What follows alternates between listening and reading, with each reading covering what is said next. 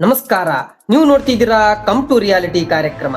ಇವತ್ತಿನ ಎಪಿಸೋಡು ರಾಜ್ಯದಲ್ಲಿ ನಡೀತಿರ್ತಕ್ಕಂಥ, ಅದರಲ್ಲೂ ಬೆಳಗಾವಿಯಲ್ಲಿ ನಡೀತಿರ್ತಕ್ಕಂಥ ಕಬ್ಬು ಬೆಳೆಗಾರರ ಹೋರಾಟದ ಬಗ್ಗೆ. ರೈತರ ಹೋರಾಟದ ಬಗ್ಗೆ ಏನ್ರಿ ಹೇಳಕ್ಕಾಗುತ್ತೆ? ಅವ್ರಿಗೆ ಮಾಡೋ ಕೆಲಸ ಇಲ್ಲ ಅಂತ ತಾನೇ ಅಲ್ಲಿ ಬಂದು ಹೋರಾಟ ಮಾಡ್ತಿರೋದು. ಇರ್ಲಿ, ಬಿಟ್ಟಾಕಿ ಅದನ್ನೆಲ್ಲ. ಇವಾಗ ಮೇನ್ ಟಾಪಿಕ್ ಕಡೆ ಬರೋಣ. ರಾಜ್ಯದಲ್ಲಿ 9.87 ಲಕ್ಷ ಹೆಕ್ಟರ್ಗೂ ಅಧಿಕ ಪ್ರದೇಶದಲ್ಲಿ ಕಬ್ಬು ಬೆಳೀತಾರೆ. ರಾಜ್ಯದಲ್ಲಿ 81 ಸಕ್ಕರೆ ಕಾರ್ಖಾನೆಗಳಿವೆ. ಬೆಳಗಾವಿ ಜಿಲ್ಲೆಯೊಂದರಲ್ಲೇ 29 ಸಕ್ಕರೆ ಕಾರ್ಖಾನೆಗಳಿವೆ. ರಾಜ್ಯದಲ್ಲಿ ಹಿಂದಿನ ವರ್ಷ ಅಂದ್ರೆ 2024ರಲ್ಲಿ 5.40 ಕೋಟಿ ಟನ್ ಕಬ್ಬು ಉತ್ಪಾದನೆಯಾಗಿದೆ. ಅದರಲ್ಲಿ ಬೆಳಗಾವಿ ಜಿಲ್ಲೆಯೊಂದರಲ್ಲೇ 1.94 ಕೋಟಿ ಟನ್ ಉತ್ಪಾದನೆಯಾಗಿದೆ. ರಾಜ್ಯದಲ್ಲಿ ಹಿಂದಿನ ವರ್ಷ ಅಂದರೆ 2024ರಲ್ಲಿ 41 ಲಕ್ಷ ಟನ್ ಸಕ್ಕರೆ ಉತ್ಪಾದನೆಯಾಗಿದೆ.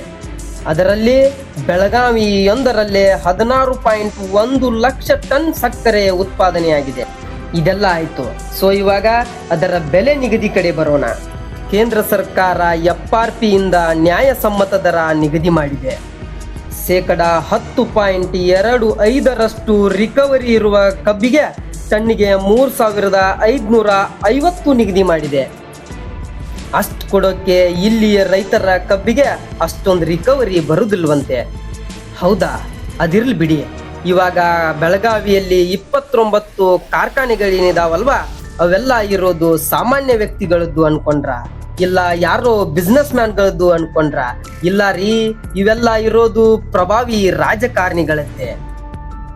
ಇದಕ್ಕೆ ಅಲ್ವೇ ಸರ್ಕಾರ ದರ ನಿಗದಿ ಮಾಡೋಕೆ ಭಯ ಬೀಳ್ತಿರೋದು. ರೈತರ ಹೋರಾಟಕ್ಕೆ ಮಣಿದು ದರ ನಿಗದಿ ಏನಾದ್ರೂ ಮಾಡಿದ್ರೆ ಮುಂದೆ ನಮ್ ಗತಿ ಏನನ್ನೋ ಭಯ ಸರ್ಕಾರಕ್ಕಿದೆ ಏನು?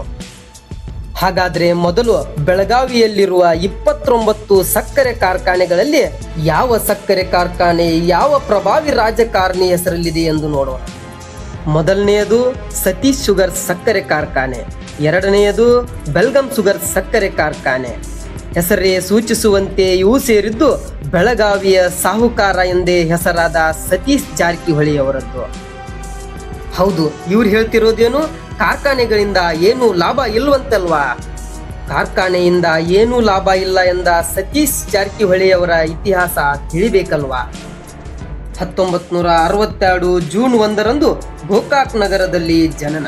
ತಂದೆ ಲಕ್ಷ್ಮಣರಾವ್, ತಾಯಿ ಭೀಮವರವರ ಎರಡನೆಯ ಪುತ್ರ ಸತೀಶ್ ಜಾರಕಿಹೊಳಿ. ಕಾರ್ಖಾನೆಯಿಂದ ಏನೂ ಲಾಭ ಇಲ್ಲ, ರಾಜಕಾರಣದಲ್ಲಿ ಏನೇನೂ ಇಲ್ಲ ಎಂದು ಹೇಳಿದ ಸತೀಶ್ ಜಾರಕಿಹೊಳಿ ಅವರ ದುಡ್ಡಿನ ಕೋಟೆಯ ಬಗ್ಗೆ ನಿಮ್ಗೇನಾದ್ರೂ ಗೊತ್ತಾ? ಇವಾಗ ನಾವು ತಿಳಿತಿರೋದು ಎಲೆಕ್ಷನ್ ಟೈಮ್ನಲ್ಲಿ ಅವರೇ ಸೂಚಿಸಿಕೊಂಡಂಥ ಡಾಟಾ ಬಗ್ಗೆ. ವಿವಿಧ ಬ್ಯಾಂಕ್ ಅಕೌಂಟ್ನಲ್ಲಿ ಇಟ್ಟಿದ್ದು 1.50 ಕೋಟಿ ಹಣ. ಈ ಹಣ ಸಚಿವ ಸತೀಶ್ ಜಾರಕಿಹೊಳಿ ಮತ್ತು ಪತ್ನಿ ಶಕುಂತಲಾರವರ ಹೆಸರಲ್ಲಿದೆ. ಅದೇ ರೀತಿ ಸಚಿವ ಸತೀಶ್ ಜಾರಕಿಹೊಳಿ ಮತ್ತು ಪತ್ನಿ ಶಕುಂತಲಾರವರ ಹೆಸರಲ್ಲಿ ವಿವಿಧ ಕಂಪನಿಗಳಲ್ಲಿ 12 ಕೋಟಿ ಮೌಲ್ಯದ ಷೇರುಗಳಿವೆ.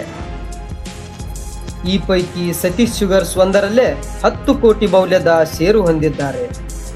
ಅವರೇ ಹೇಳಿಕೊಂಡಿರೋ ಹಾಗೆ 4 kg ಚಿನ್ನ, 10 kgಯಷ್ಟು ಬೆಳ್ಳಿ, ಇದರ ಮೌಲ್ಯ ಹತ್ತತ್ರ 2 ಕೋಟಿ ಎಂದು ಘೋಷಿಸಿಕೊಂಡಿದ್ದಾರೆ. 10 kgಯ ಬೆಳ್ಳಿಯ ಮೌಲ್ಯ 9 ಲಕ್ಷವೆಂದು ಘೋಷಿಸಿಕೊಂಡಿದ್ದಾರೆ. 12.5 ಕೋಟಿ ವಿವಿಧ ಕಂಪನಿಗಳು ಅಥವಾ ವ್ಯಕ್ತಿಗಳಿಗೆ ಸಾಲ ಅಥವಾ ಅಡ್ವಾನ್ಸ್ ರೂಪದಲ್ಲಿ ಕೊಟ್ಟಿದ್ದಾರೆ.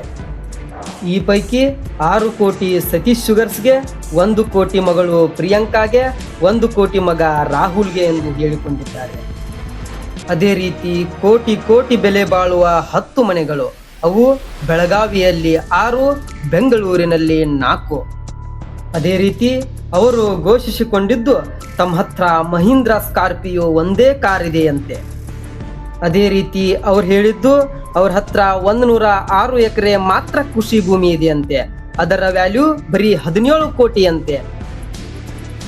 ಅದೇ ರೀತಿ ಅವ್ರ ಹತ್ರ ಬರೀ 19 ಸೈಟ್ಗಳಿವೆಯಂತೆ. ಅವುಗಳ ಒಟ್ಟು ಮೌಲ್ಯ ಬರೀ 102 ಕೋಟಿ ಅಂತೆ ರೀ. ಆ ಸೈಟ್ಗಳಿರೋದು ಇಲ್ಲೇ ಎಲ್ಲೋ ಪಕ್ಕದ ಹಳ್ಳಿಯಲ್ಲ ರೀ, ಅವುಗಳಿರೋದು ಬೆಳಗಾವಿ ಮತ್ತು ಬೆಂಗಳೂರಂತ ದೊಡ್ಡ ಸಿಟಿಗಳಲ್ಲಿ. ಒಟ್ಟಾರೆಯಾಗಿ ಅವ್ರ ಹತ್ರ ಇರೋದು ಬರೀ 107 ಕೋಟಿ ಅಂತೆ. ರೀ ಯಜಮಾನ್ರೆ, ಯಾರ ಕಿವಿಗೆ ಹೂ ಇಡ್ಬೇಕಂತಿದ್ದೀರಿ? ಇರ್ಲಿ, ಇವ್ರು ಹೇಳಿದ್ದು ನಿಜ ಆದ್ರೆ 2008ರಲ್ಲಿ ಇವ್ರು ತೋರಿಸಿದ್ದು ಬರೀ 15 ಕೋಟಿ. ಅದು 2013ರಲ್ಲಿ 63 ಕೋಟಿ ಆಯ್ತಂತೆ. 2018ರಲ್ಲಿ 42 ಕೋಟಿ ಆಯ್ತಂತೆ. ಮತ್ತೆ ಈಗ 175 ಕೋಟಿ ಇದೆ ಅಂತೆ. ರೀ, ಕಾರ್ಖಾನೆಯಿಂದ ಏನೂ ಲಾಭ ಇಲ್ಲ, ರಾಜಕೀಯದಲ್ಲಿ ಏನೇನೂ ಇಲ್ಲ ಅಂತ ಹೇಳ್ತಿರೋ ನೀವು ಕಳೆದ 10 ವರ್ಷದಲ್ಲಿ 175 ಕೋಟಿ ಗಳಿಸಿದ್ದಾದ್ರೂ ಹೇಗೆ ಅಂತ ಹೇಳ್ಬಹುದಾ? ಆದ್ರೆ ನಮ್ಮ ರೈತರು ಕಬ್ಬಿನಲ್ಲಿ ಲಾಭ ಇದೆ ಅಂತ ಹೇಳ್ತಾ ವರ್ಷಕ್ಕೆ ಸಾಲ ಮಾಡ್ತಾ ಸಾಲದಲ್ಲೇ ಜೀವನ ಕಳೆದ್ ಬಿಟ್ರಲ್ರಿ. ನಿಮ್ಗೆ ಇನ್ನೊಂದು ಇಂಟ್ರೆಸ್ಟಿಂಗ್ ಸುದ್ದಿ ಗೊತ್ತಾ? ತಾವೇ ಹೇಳಿರೋ ಹಾಗೆ 175 ಕೋಟಿ ಆಸ್ತಿ ಇದೆ ಎಂದು ಹೇಳಿದ ಸಚಿವ ಸತೀಶ್ ಜಾರಕಿಹೊಳಿ ಅವರದ್ದು 12 ಕೋಟಿಯಷ್ಟು ಸಾಲವಿದೆಯಂತೆ. ಈ ಕಾಗದ ಪತ್ರದ ಆಟೋಪಚಾರವೇಕೆ? ಎಲ್ಲ ಗೊತ್ತಿದ್ರು ಏನೂ ಮಾಡಲಾಗದ ಸ್ಥಿತಿಯಲ್ಲಿ ಈ ನಮ್ಮ ಹಾಳು ಸರ್ಕಾರಗಳು. ಅದೇ ರೀತಿ ಇವರು ವರ್ಷಕ್ಕೆ 3.20 ಕೋಟಿಯಷ್ಟು ಗಳಿಸ್ತಾರಂತೆ. ಅಂದ್ರೆ ತಿಂಗಳಿಗೆ ಸರಾಸರಿ 26 ಲಕ್ಷ, ದಿನಕ್ಕೆ 89,000 ಗಳಿಸ್ತಾರಂತೆ ನಮ್ಮ ಹೆಮ್ಮೆಯ ಬೆಳಗಾವಿ ಸಚಿವರು. ಯಾಕಂದ್ರೆ ಇವರಿಗೆ ಕಾರ್ಖಾನೆಯಿಂದ ಏನೂ ಉಳಿಯೋದಿಲ್ವಲ್ಲ. ಅಯ್ಯೋ ಪಾಪ, ಅವ್ರಿಗೇನೂ ಲಾಭವಿಲ್ಲ. ಯಾಕ್ರೋ ನೀವೆಲ್ಲ ಬೀದಿಗೆ ಬಂದು ಹೋರಾಟ ಮಾಡ್ತಿದ್ದೀರಾ? ಲಾಭ ಬಂದ್ರೆ ತಾನೇ ಅವ್ರು ನಿಮ್ಗೆ ಕೊಡೋದು. ಅದೇ ರೀತಿ ಅವರೇ ಹೇಳಿಕೊಂಡಿರುವ ಹಾಗೆ ಅವರ ಪತ್ನಿ ಶಾಕುಂತಲರವರ ವಾರ್ಷಿಕ ಆದಾಯ 96.50 ಲಕ್ಷವಂತೆ. ಅಂದ್ರೆ ಹತ್ತತ್ರ 97 ಲಕ್ಷವಂತೆ. ಅಂದ್ರೆ ತಿಂಗಳಿಗೆ ಸರಾಸರಿ 8.04 ಲಕ್ಷ ಗಳಿಸ್ತಾರಂತೆ. ಅದೇ ಒಂದು ದಿನಕ್ಕೆ 26,800 ಗಳಿಸ್ತಾರಂತೆ.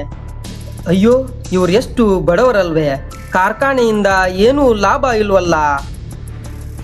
ಅಯ್ಯೋ, ನಾನೆಂತ ಶತಮೂರ್ಖ ದಡ್ಡ, ಏನೋ ಹೇಳ್ಬೇಕೆಂದು ಬಂದು ಇನ್ನೇನೋ ಹೇಳಿದ್ನಲ್ಲ. ಇರ್ಲಿ, ಇದೇ ರೀತಿ ಬೆಳಗಾವಿಯಲ್ಲಿ ಇರೋದು ಇನ್ನೂ 27 ಸಕ್ಕರೆ ಕಾರ್ಖಾನೆಗಳಲ್ವೇ? ಅವ್ರದ್ದು ಕೂಡ ಹಿಸ್ಟ್ರಿ ಹೇಳ್ಬೇಕಲ್ವೇ? ಅವರೆಲ್ಲ ಕಬ್ಬಿನಿಂದ ಏನೇನೂ ಗಳಿಸೋದಿಲ್ವಂತೆ. ಸೊ ಅದೇ ರೀತಿ ಮುಂದಿನ ವಿಡಿಯೋದಲ್ಲಿ ಏನೂ ಲಾಭ ತಗೊಳ್ದೇ ಇರೋ ಯಾವ ಸಕ್ಕರೆ ಕಾರ್ಖಾನೆ ಮಾಲೀಕನ ಬಗ್ಗೆ ಬೇಕೆಂದು ಕಮೆಂಟ್ ಹಾಕಿ ಅಂತ ಹೇಳ್ತಾ ವಿಡಿಯೋನ ಮುಗಿಸ್ತೀನಿ. ಧನ್ಯವಾದಗಳು. ಮತ್ತೆ ಭೇಟಿಯಾಗೋಣ.